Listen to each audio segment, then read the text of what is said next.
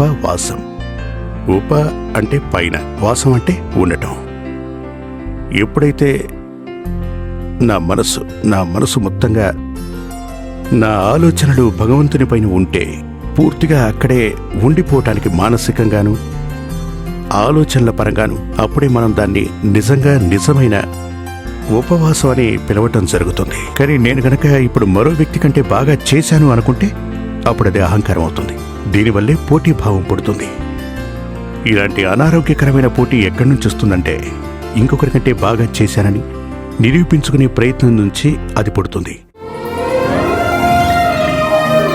మానస ఈ శుక్రవారం ఉదయం 6 గంటలకు, సాయంత్రం 4:30 గంటలకు